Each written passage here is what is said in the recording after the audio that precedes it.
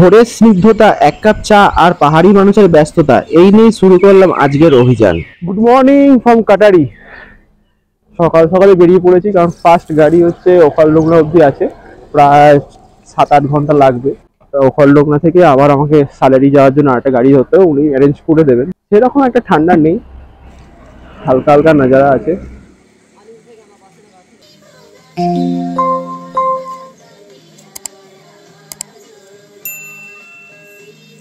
জানি না কখন গাড়ি ছাড়বে। সুমোতে দেখতেই পাচ্ছ আমার লাগেজ দাঁড়িয়ে আছে অলরেডি। এখন বাজে 5টা নেপাল টাইম, আর ইন্ডিয়ান টাইম 4:45। 15 মিনিটসের ডিফারেন্স ঠান্ডা ছুটে বলেইছিলাম। কাঠমান্ডু থেকে সরাসরি কাটারি বা সালেরি অব্দি বাস পাওয়া যায়। এছাড়া কাকড়াভিটা থেকেও পাওয়া যায়, যেটা চৌরাহা মোড়, মির্ছা এই সেম রুটেই যাওয়া আসা করে। তবে চৌরাহা মোড় থেকে সকাল 9টা নাগাদ ক্রস করে, তাই বাস ধরা মোটেই সহজ হয় না। তবে শিলিগুড়িতে এক রাত্রি স্টে করে গেলে ভোরবেলা সহজেই এই বাস ধরা যেতে পারে। এছাড়া গাড়ি বুক করেও যাওয়া যেতে পারে পুরোটাই, তবে গ্রুপ থাকলে তবেই সেটা খরচ সাপেক্ষ হয়, না হলে খুবই এক্সপেন্সিভ।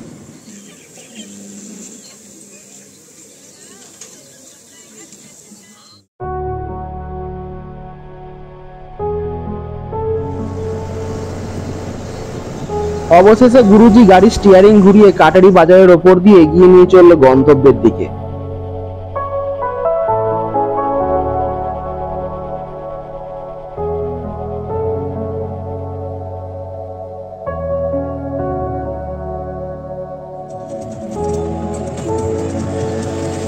কিছুটা এগোনোর পর বুঝলাম আবারও সেই অফরোডিং পথ।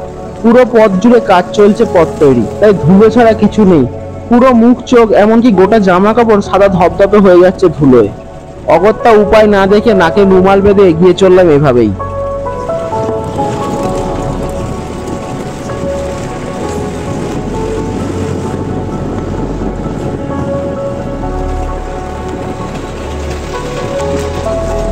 প্রায় অনেকটা রাস্তা এগিয়ে এসেছি, বলে কোন একটা জায়গায় এসেছি। এখনো প্রায় ওলাগুলো যেতে গেলে 11টা বেজে যাবে, আর 2 ঘন্টার মতন রাস্তা। ঠান্ডা হাওয়া দিচ্ছিল সেরকম হতেন না, তবে মারাত্মক ছিল রাস্তায়। কয়েকটা টাটকা ফল কিনে নিয়ে চটজলদি উঠে পড়লাম গাড়িতে। গাড়ি আবার চললো তার গন্তব্যের দিকে, সেই অফরোডিং পথ।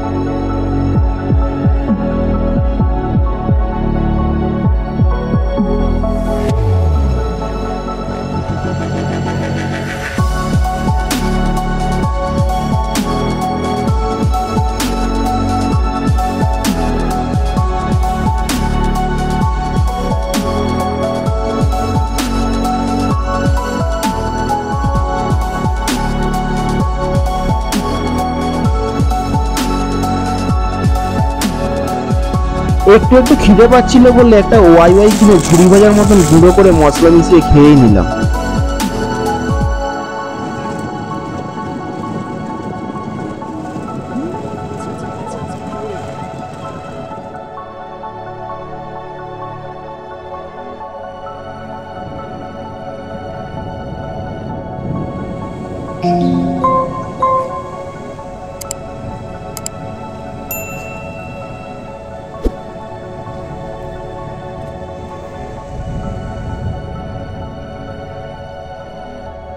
কাটারি থেকে ঘুরমি পর্যন্ত পুরোটাই অফরোড হলো। ঘুরমি থেকে রাস্তাটা বেশ ভালোই ছিল, কিন্তু তখনও জানতাম না যে পিকচার আভি বাকি है।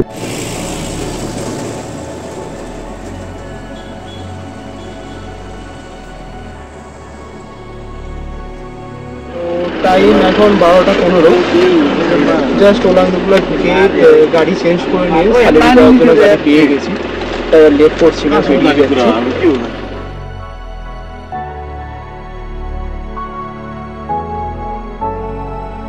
ধীরে ধীরে সমতল ছেড়ে পিচের রাস্তা ধরে গাড়ি যত পাহাড়ের দিকে এগিয়ে চলেছে, ততই হিমালয়ের কোলে হারিয়ে যেতে বসেছে। বুঝতে পারছি না কত বড় চ্যালেঞ্জ নিতে চলেছে, কারণ ওই উচ্চতায় আগে কখনো যাইনি। কেমন পরিস্থিতির সম্মুখীন হতে হবে সেটাও জানি না, আদৌ পারবো কিনা জানি না। শুধু মনের ভেতরে ছিল অদম্য ইচ্ছাশক্তির এক মশাল, আর সেই মশালে প্রতিনিয়ত জ্বালানির যোগান দিয়ে মেন্টালি সাপোর্ট করে যেত আমার খুব কাছের এক বুড়ি।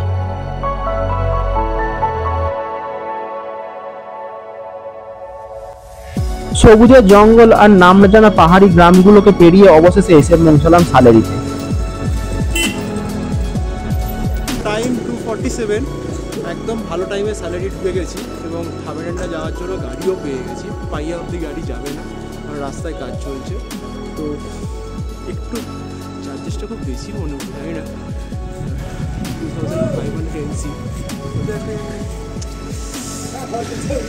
ওয়েদার তো ভালোই আছে, বেশ উপরে ওয়েদার। চলো থামেরান্ডা যতটা পৌঁছানো যায় ভালো।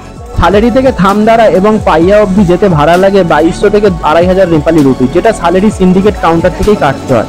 সিন্ডিকেটের নাম ষোলকুম্বু সাগরমাথা যাতায়াত প্রাইভেট লিমিটেড।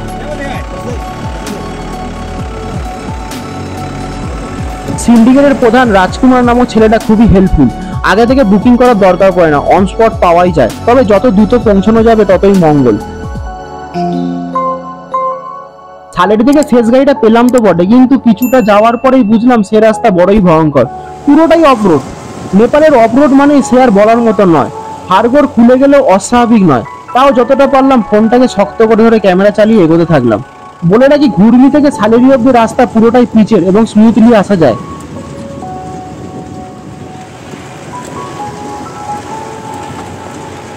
এই রুটে একজন ড্রাইভারের নাম খুব শুনেছিলাম, আশা বাহাদুর রায়। কপাল মন্দ, ওনার সাথে দেখা হয়নি। তবে মিথিলা এক্সপ্রেসে বসা থেকে সালেরি অবধি যতবার ওনাকে ফোন করে ইনফরমেশন চেয়েছি, ততবারই উনি ফোনের ওপার থেকে সাহায্য করে গেছেন। একবারের জন্য উনি বিরক্ত বোধ করেননি। ওনার গাড়ি চলে সালেরি থেকে থামদারা রুটেই।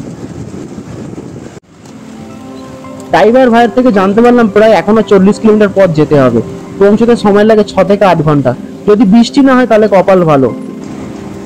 রাস্তা তৈরির কাজ জোর কদমে হচ্ছে থেকে সহযোগীদের কাছ থেকে জানতে পারলাম কয়েক বছরের মধ্যে গাড়ি নামচে বাজার পর্যন্ত চলে যাবে।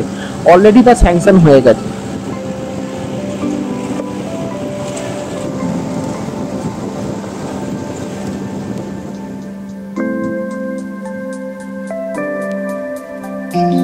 অফরোড করতে করতে গাড়ি যখন আধেরিতে এসে পৌঁছালো, শরীরের অর্ধেক হাড় তখন খুলে চলে গেছে। গাড়ি থেকে ঝটপট বেরিয়ে চোখে মুখে লেগে থাকা ধুলোর প্রলেপ জল দিয়ে ধুয়ে এক মুঠো বিশুদ্ধ বাতাস পানে নেওয়ার পর যেন একটু ধাতস্থ হতে পারলাম।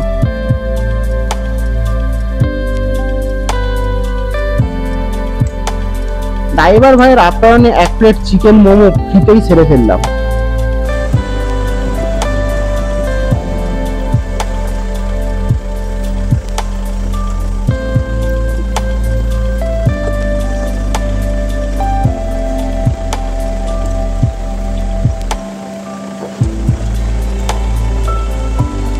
সে তো না হয় গেল, কিন্তু আবারও অফরোড, ওরে বাপরে।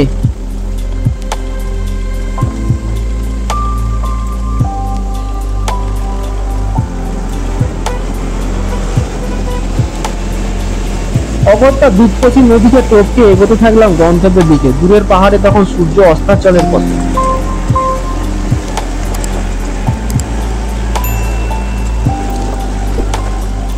গাড়ির দুটি হেডল্যাম্প আর চাঁদের আলোকে সম্বল করে পাহাড়ের পাকদণ্ডি বেয়ে গাড়ি এগোতে থাকলো। দূরের টিমটিমে আলোগুলো জানিয়ে দিল রাত্রির হয়ে এসেছে, এবার আস্তানা নিয়ে নেওয়া যাক। তো ফাইনালি থামেরান্ডা এসে পৌঁছেছি। থামেরান্ডাও ঠিক বলবো না, থামেরান্ডা দেখাচ্ছে, থামেরান্ডা জাস্ট 5 মিনিট আগে আছি বললো ড্রাইভার। কালকে থামেরান্ডা হয়ে কালা পাস হয়ে পাইয়াগাম বেরিয়ে যাব। জাস্ট একটু রাত্রি হয়ে গেছিলো বলে রাতে গাড়িটা চালানো পসিবল হচ্ছে না, রাস্তা যা খারাপ। এই জন্য আমার একটা লজ নিয়ে এখানেই খেয়ে দিয়ে শুয়ে পড়লাম। ড্রাইভারও আছে, কালকে ড্রাইভার ছেড়ে দেবে, তারপরে বেরিয়ে যাবে। খাবারটা মোটামুটি ভালোই করেছিল, ভাত ডাল কিছু একটা তরকারি ছিল, 5 মিশালি আচার, নর্মালি যা হয়। আজকে আর শরীর দিচ্ছে না, এখানে ব্লগ শেষ করছি আজকের মতন। কালকে আবার দেখা হচ্ছে, স্টে টিউনড।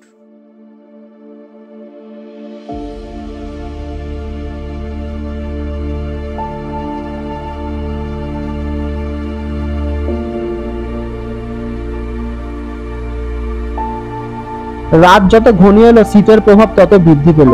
ক্লান্ত শরীর আর নিদ্রা ঝিমুনি চোখ নিয়ে লেপ মুড়ি দিয়ে শেষ করলাম আজকের ব্লগ। ভালো থাকবেন, সুস্থ থাকবেন। পরবর্তী এপিসোডগুলোর জন্য চ্যানেলটিকে সাবস্ক্রাইব করতে ভুলবেন না যেন। Stay tuned.